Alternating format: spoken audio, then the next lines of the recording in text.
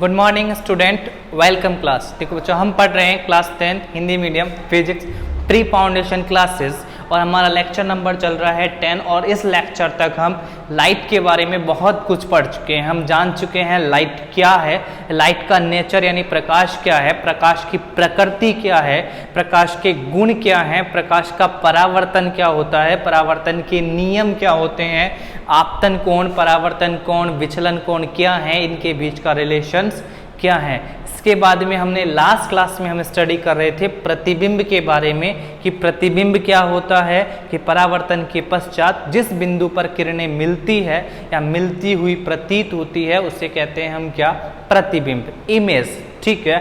फिर उसके बाद में हमने बात की थी कि प्रतिबिंब जो होते हैं वो दो प्रकार के होते हैं, वास्तविक और आभासी प्रतिबिंब। वास्तविक में वास्तव में मिलती है, आभासी में आभासी रूप से मिलती है, यानी मिलती तो है लेकिन प्रतीत होती है, एक्चुअल में नहीं मिलती है, पीछे बढ़ाने पर मिलती है। ओके, तो ये था हमारा प्रतिबिंब के प्रकार। फिर इसके बाद में मैंने बात की थी कि हम प्रतिबिंब निर्माण पढ़ेंगे और प्रतिबिंब निर्माण के लिए हमने दो तरह के दर्पण देखे थे। एक दर्पण था हमारा समतल, एक था हमारा गोलीय। समतल दर्पण क्या था कि एक कांच की पट्टिका ली, नीचे की तरफ पॉलिश की हमने सिल्वर की, ऊपर की तरफ से प्रकाश किरण आएगी और परावर्तित होगी, वो था हमारा क्या, समतल दर्पण। अब हम सीखेंगे उस समतल दर्पण से प्रतिबिंब किस प्रकार निर्माण करते हैं, यानी समतल दर्पण में हमें किस प्रकार प्रतिबिंब दिखाई देता है। जब हम सुबह उठने के बाद, जब हम नहाने धोने बाद कांच में अपना चेहरा देखते हैं तो वो चेहरा हमें सामने दोबारा हमारी जो छवि होती है वो क्यों और कैसे दिखाई देती है, उसके गुण क्या होते हैं, वो हमें यहाँ पढ़ना है। वो हम सीखेंगे कि वो हमें अपना चेहरा दोबारा जो होता है उसकी छवि प्रतिबिंब हमें कैसे दिखाई देता है। ठीक है, तो स्टार्ट करते हैं टॉपिक हमारा समतल दर्पण से प्रतिबिंब निर्माण।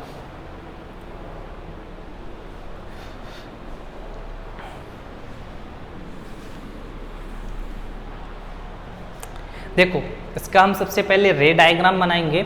रे डायग्राम का मतलब है किरण चित्र बनाएंगे। और आपको ये मैं पहले ही बता देता हूँ कि किरण चित्र के अंदर हमें क्या होता है, मिनिमम हम कम से कम हमें दो आपतित किरणें लेनी होती है। दो किरणें क्यों? क्योंकि प्रतिबिंब जो बनता है वो क्या बनता है, परावर्तित किरणों के मिलने से बनता है। और हम जानते हैं कि मिलने के लिए कम से कम दो व्यक्तियों का होना जरूरी है।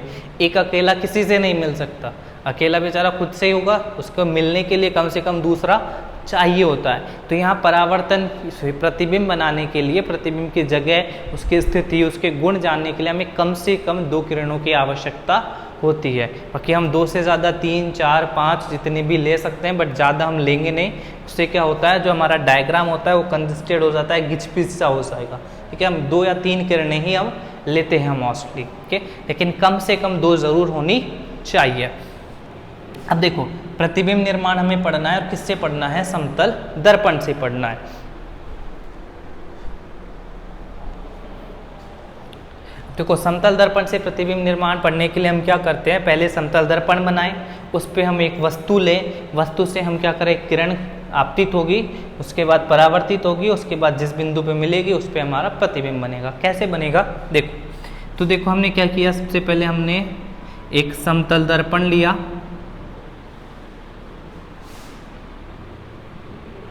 ठीक है, ये समतल दर्पण है। समतल दर्पण क्या होता है, कांच की एक समतल पट्टिका होती है जिसके ये नीचे वाली सतह पर, जहाँ पे हमने ये लाइंस खींची है तिरछी, वहाँ पर पॉलिश की हुई है AGBR की या सिल्वर की। ऊपर की तरफ से क्या होगा, प्रकाश की किरण आएगी और परावर्तित होगी। ठीक है, तो क्या किया हमने, ये सतह ली, अब इस पर प्रकाश की 2 किरणें आ रही है।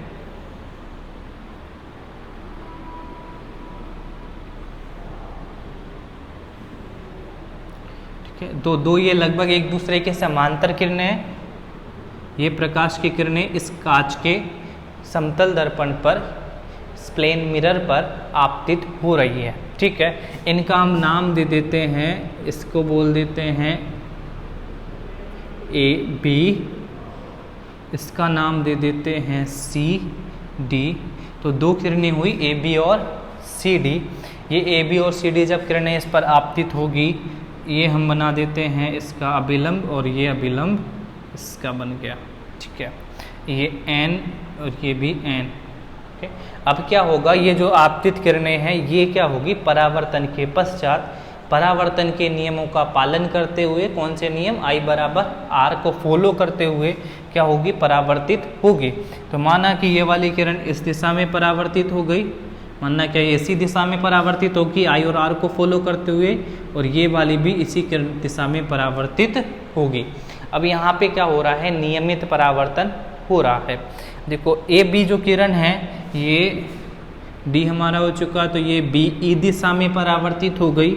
जो सी डी किरण है वो हमारी डी एफ दिशा में परावर्तित हो गई है।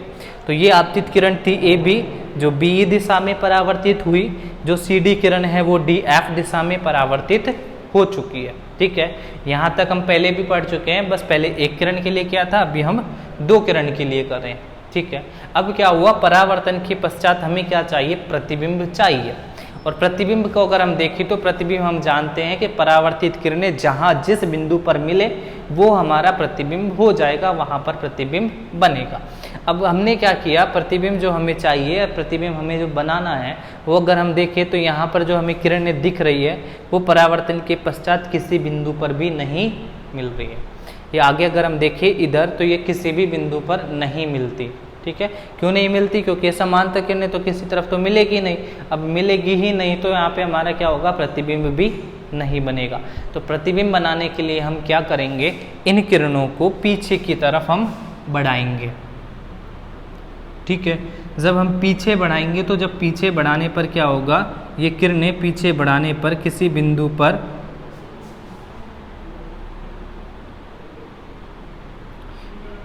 हमें पीछे बढ़ाने पर ये किसी बिंदु पर हमें मिलती हुई प्रतीत होगी, और जिस बिंदु पर ये मिलती हुई प्रतीत होगी उस बिंदु पर हमारा प्रतिबिंब बनता है। ठीक है, तो क्या है, समतल दर्पण है, समतल दर्पण पर दो किरणें ए बी और सी डी आपतित हो रही है।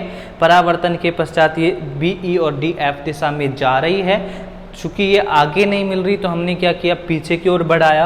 अब पीछे की ओर बढ़ाया तो हमें एक बिंदु मिलता है आई, जहाँ पर दोनों मिलती हुई प्रतीत होती है, और उसी बिंदु पर हमारा प्रतिबिंब बनता है। ठीक है, तो ये है हमारा समतल दर्पण से प्रतिबिंब निर्माण। ठीक है, समझ में आ गया।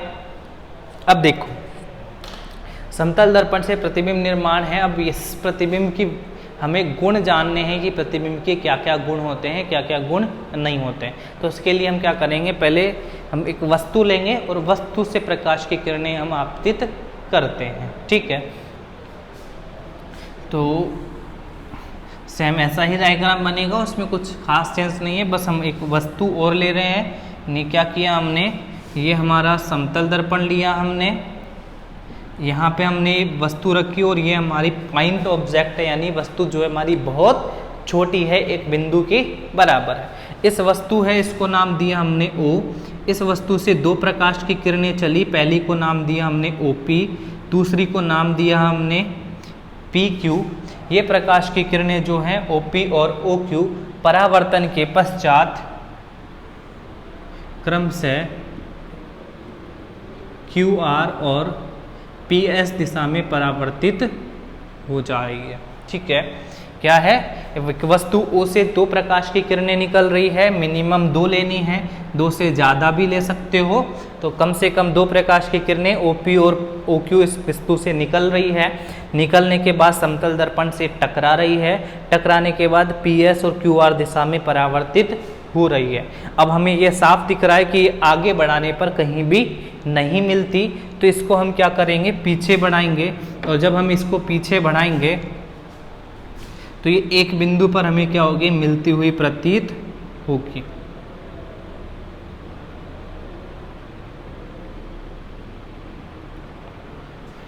तो इस PS को OP और OQ परावर्तन के पश्चात PS और QR दिशा में जा रही है, लेकिन दर्पण के आगे किसी बिंदु पर नहीं मिल रही है। तो इन किरणों को PS और QR को पीछे बढ़ाने पर ये बिंदु O डैश पर मिलती हुई प्रतीत होती है। तो इस बिंदु O डैश पर ही हमारी इमेज यानी प्रतिबिंब बनता है। ठीक है, तो प्रतिबिंब हमारा निर्माण हो चुका है कहाँ पर, O डैश पर। ओके, अब क्या है, हमें इसके गुण जानने हैं कि प्रतिबिंब किस प्रकार, इस प्रतिबिंब के गुण और विशेषताएं क्या है। तो देखिए, पहली चीज यहाँ से लेकर यहाँ तक की ऊंचाई मान लेते हैं हम h, और ये मान लेते हैं हम h डैश, जो हमें आगे काम आएगा। अब देखिए पहली विशेषता में अगर देखूँ तो फर्स्ट और सबसे इम्पोर्टेंट कि जो प्रतिबिंब का प्रकार अगर मैं देखूँ तो प्रतिबिंब मुझे साफ दिखाई दे रहा है कि पीछे किरणें जो है वो वास्तव में नहीं मिली है। आगे तो वास्तव में मिलती, लेकिन पीछे बढ़ाने पर मिली है। और अगर बढ़ाने पर मिली है तो जो हमारा प्रतिबिंब बनेगा वो हमारा कैसा बनेगा, वर्चुअल यानी आभासी। ठीक है, तो पहला पॉइंट हो गया कि हमारा जो प्रतिबिंब होगा वो आभासी बनेगा। ठीक है, तो समतल दर्पण से प्रतिबिंब जो बनते हैं वो कैसे बनते हैं, आभासी बनते हैं। ठीक है, दूसरा पॉइंट है क्या कि जो प्रतिबिंब है हमारा वो है हमारा सीधा। क्यों? क्योंकि हम जानते हैं आभासी प्रतिबिंब हमेशा ही सीधे बनते हैं। तो ये जो प्रतिबिंब बनेगा वो कैसा बनेगा, सीधा बनेगा। ठीक है, नंबर 3 पे आते हैं हम कि तीसरी विशेषता क्या है। तो अगर आप देखो तो ये है दर्पण के सामने, ये नीचे है दर्पण के पीछे। दर्पण के सामने ऊपर, दर्पण के पीछे नीचे। प्रतिबिंब कहाँ बना, दर्पण के पीछे। तो प्रतिबिंब जो हमारा बनता है समतल दर्पण के अंदर, उसमें प्रतिबिंब बनता है दर्पण के पीछे। ठीक है, 3 चीजें हो गई कि प्रतिबिंब आभासी है, सीधा है, दर्पण के पीछे बन रहा है। चौथी चीज आती है कि इसके अगर हम आकार की बात करें, साइज की, तो प्रतिबिंब का जो आकार होता है वो बिल्कुल वस्तु के बराबर होता है। यानी वस्तु अगर 5 फुट लंबी है तो प्रतिबिंब भी 5 फुट लंबा ही होगा। वस्तु 3 फुट लंबी तो प्रतिबिंब भी 3 फुट लंबा ही होगा। तो आभासी होगा, सीधा होगा, दर्पण के पीछे होगा, और उसका जो साइज होगा वो वस्तु और प्रतिबिंब दोनों का बराबर होगा। 4 पॉइंट क्लियर। 5वें पे आते हैं हम। अगला पॉइंट है 5वां कि जो प्रतिबिंब की इस दर्पण से दूरी, वस्तु की इस दर्पण से दूरी जो दोनों होगी वो बराबर होगी। ये वस्तु है, इस वस्तु O की इस दर्पण से दूरी h, प्रतिबिंब O डैश की इस दर्पण से दूरी h डैश आपस में बराबर होगी। यानी वस्तु और प्रतिबिंब दोनों ही दर्पण से बराबर दूरी पर होंगे। यानी हम कह सकते हैं कि प्रतिबिंब दर्पण के उतना ही पीछे बनेगा जितनी वस्तु दर्पण के आगे की तरफ होती है। 5 पॉइंट्स हो चुके हैं। नाउ द 6th पॉइंट, छठा पॉइंट क्या है कि जो प्रतिबिंब हमारा बनता है वो लैटरली इनवर्टेड यानी पार्श्व परिवर्तित होता है। पार्श्व परिवर्तन। तो समतल दर्पण के अंदर प्रतिबिंब का पार्श्व परिवर्तन हो जाता है। अब देखो पार्श्व परिवर्तन क्या होता है वो हम समझते हैं पहले। पार्श्व परिवर्तन में क्या होता है कि जो हमारा दायां भाग है वो बाईं तरफ बनता है और जो बायां भाग है वो हमारा दाईं तरफ दिखाई देता है। कैसे कि अगर जब हम समतल दर्पण में अपना प्रतिबिंब देखेंगे तो क्या होगा, अगर बायां अपने इस हाथ को हिलाओगे दाएं वाले को तो प्रतिबिंब का बायां हाथ हिलेगा, अगर बाएं हाथ को हिलाओगे तो प्रतिबिंब का दायां हाथ हिलेगा। ठीक है, या फिर और भी क्लियर, अगर समतल दर्पण में अगर प्रतिबिंब देखोगे, ये P हमने लेटर्स हमने बनाया P, और इसको अगर मैं देखूँ समतल में तो क्या होगा, ये P जो होगा वो हमें Q जैसा दिखाई देगा। क्यों? क्योंकि जो इसके पास होगा वो इसके भी पास होगा, जो इसके दूर होगा वो इसके भी दूर होगा। तो दाया बन जाएगा बाया, बाया बन जाएगा दाया। जब उसमें S देखोगे तो वो S ऐसे उल्टा सा दिखाई देगा। ठीक है, क्यों? क्योंकि दाया भाग बाया, बाया भाग दाया बन जा रहा है। ओके, तो ये होता है हमारे पास क्या, पार्श्व परिवर्तन। कभी देखा होगा, अगर लिखाई वहाँ पे देखोगे तो ऐसी उल्टी सी दिखाई देती है, वो पार्श्व परिवर्तन के कारण ही होती है। तो ये होती है हमारी समतल दर्पण से बनने वाले प्रतिबिंब की विशेषताएं। ओके,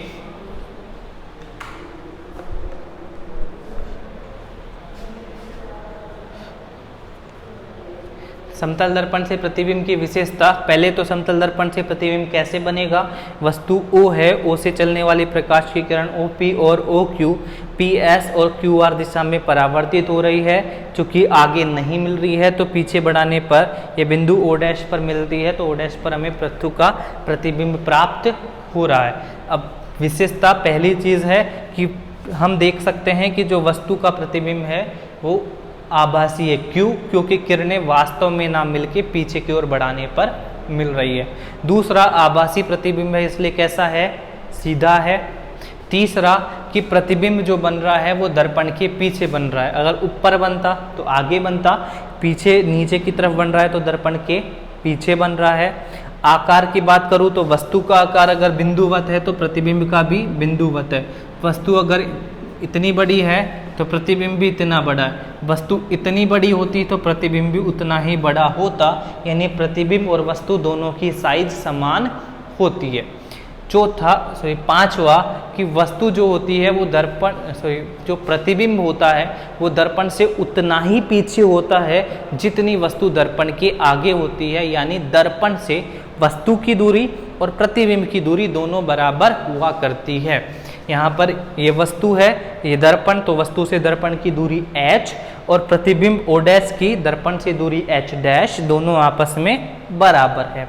छठा, पार्श्व परिवर्तन कि क्या होता है? दर्पण के अंदर, समतल दर्पण के अंदर वस्तु का दायां भाग प्रतिबिंब के बाईं ओर होता है, जबकि वस्तु का बायां भाग प्रतिबिंब के दाईं ओर होता है। उसको हम कहते हैं क्या? पार्श्व परिवर्तन। तो पार्श्व परिवर्तन के कारण ही हमें अक्षर ऐसे दिखाई देते हैं। ओके, तो ये हुए हमारे समतल दर्पण से बनने वाले प्रतिबिंब की विशेषता। और अगर इसका आपको प्रैक्टिकल देखना है, एग्जाम्पल करना है प्रैक्टिकल जाके, तो सिंपल सा अपने कांच के आगे खड़े हो जाओ। कांच के आगे जब खड़े होंगे तो आपको ये सारे गुण दिखाई देंगे। पहला, आभासी होता है, दर्पण के पीछे बनता है। अगर देखोगे अपने प्रतिबिंब को तो वो आभासी होगा, किसी पर्दे पर उसको ना ले सकते हैं ना उसको हम प्रतिबिंब को छू सकते हैं। सीधा होता है, अगर अपना चेहरा देखोगे, चेहरा क्या फुल फ्लैश खड़े होके आप देखोगे तो अपना सर आपको ऊपर ही दिखाई देगा, टांगे नीचे ही दिखाई देगी। ऐसा नहीं हो कि आप उल्टे दिखाई दे रहे हो कि आपका सर तो नीचे और टांगे ऊपर है, शीर्षासन करते हुए दिखाई दे रहे हो, ऐसा नहीं होता। बिल्कुल हम सीधे दिखाई देते हैं। तो प्रतिबिंब कैसा बनता है? सीधा। तीसरा, प्रतिबिंब दर्पण के पीछे बनता है। तो ऐसा होता भी है कि हम दर्पण के सामने खड़े हैं, प्रतिबिंब कहाँ बन रहा है? पीछे की तरफ बन रहा है। चौथा, आकार की बात करूँ तो मैं बराबर होता है। जितना बड़ा इंसान होगा प्रतिबिंब भी उतना ही बड़ा दिखाई देगा, छोटा होगा तो प्रतिबिंब भी छोटा ही दिखाई देगा। तो आकार दोनों के, वस्तु के और प्रतिबिंब जो हम देखते हैं हमारी परछाई, छाया जो भी है वो इमेज, उसका प्रतिबिंब भी, दोनों का आकार भी बराबर होगा। पांचवा, h बराबर h डैश। इसको भी आप फील कर सकते हो कि अगर दर्पण के हम जितना पास खड़े होते हैं प्रतिबिंब उतना ही पास होता है। जैसे ही अगर दर्पण से पीछे दूर जाओगे तो देखोगे प्रतिबिंब भी क्या हो रहा है? दूर जा रहा है। दर्पण के पास आओगे तो प्रतिबिंब भी क्या हो जाएगा? पास आ जाएगा। यानी दर्पण से प्रतिबिंब और वस्तु दोनों की दूरियां हमेशा बराबर होगी। ओके। छठा, पार्श्व परिवर्तन। तो घर पे जाके देखना अपनी लिखावट जो लिखते हो उसको अगर अपन मिरर में देखे तो हमें ऐसे उल्टे दिखाई देंगे वर्ड। ओके, तो वो क्यों दिखाई देंगे?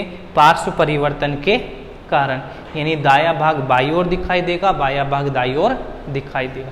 तो ये होता है हमारे समतल दर्पण से प्रतिबिंब निर्माण और उस प्रतिबिंब की विशेषता। ये 6 विशेषताएं हैं उस प्रतिबिंब के। ठीक है, कि प्रतिबिंब कैसा है, कितना बड़ा है, कहाँ बन रहा है, उसके क्या क्या क्वालिटीज़ है। ओके, तो आज के क्लास में हमने पढ़ा समतल दर्पण से प्रतिबिंब के बारे में। अगली क्लासेस में हम पढ़ेंगे इसकी कुछ और विशेषताएं, कुछ और गुण। फिर हम स्टार्ट करेंगे नेक्स्ट क्लासेस में गोलीय दर्पण से भी प्रतिबिंब निर्माण हम इसी तरह करेंगे, रेखा चित्र बनाकर। फिर उसके बाद हम उसके अलग अलग क्वालिटीज़ के बारे में पढ़ेंगे। Okay, thank you.